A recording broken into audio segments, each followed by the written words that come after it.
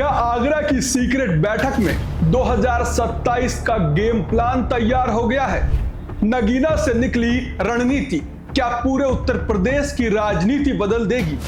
चंद्रशेखर आजाद का 403 सीट का फॉर्मूला सच या सियासी दांव? लखनऊ से दिल्ली तक क्यों मची है हलचल? और सबसे बड़ा सवाल, क्या दलित मुस्लिम युवा समीकरण बन सकता है नया पावर सेंटर?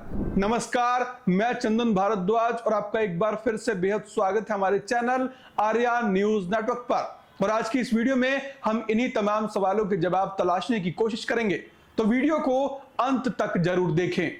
आगरा में हुई उस कथित गुप्त मंत्रणा ने उत्तर प्रदेश की राजनीति में एक नई जिज्ञासा और हलचल पैदा कर दी है, जहां आजाद समाज पार्टी और भीम आर्मी के प्रमुख चंद्रशेखर आजाद के इर्द गिर्द एक बड़े सियासी नैरेटिव के बनने की चर्चा तेज हो गई है। बताया जा रहा है कि नगीना से शुरू हुआ यह राजनीतिक सफर अब आगरा तक पहुंचकर एक संगठित रणनीति में बदलता दिख रहा है, जिसमें 2027 के विधानसभा चुनाव के लिए 403 सीटों पर मजबूत उपस्थिति दर्ज कराने की रूपरेखा पर विचार किया गया।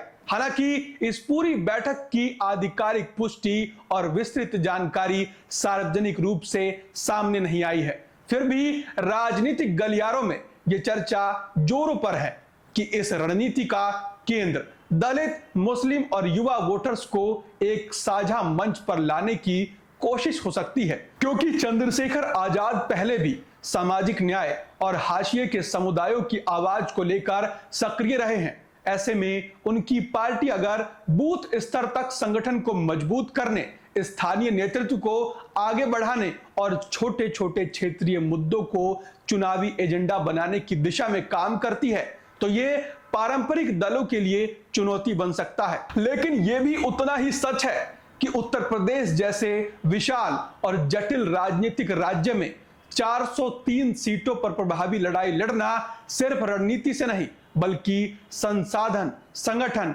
और निरंतर जनसंपर्क की मांग करता है। यही वजह है कि कुछ विश्लेषक इसे एक महत्वाकांक्षी लेकिन कठिन लक्ष्य मानते हैं। वहीं समर्थक इसे एक नए विकल्प के रूप में देख रहे हैं, जो पारंपरिक राजनीतिक से अलग रास्ता दिखा सकता है।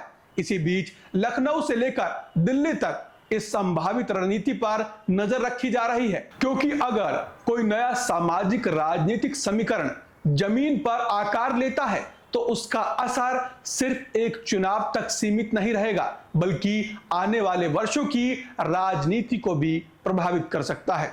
फिलहाल इस पूरी कहानी में जितनी बातें सामने हैं, उससे ज्यादा सवाल बाकी है।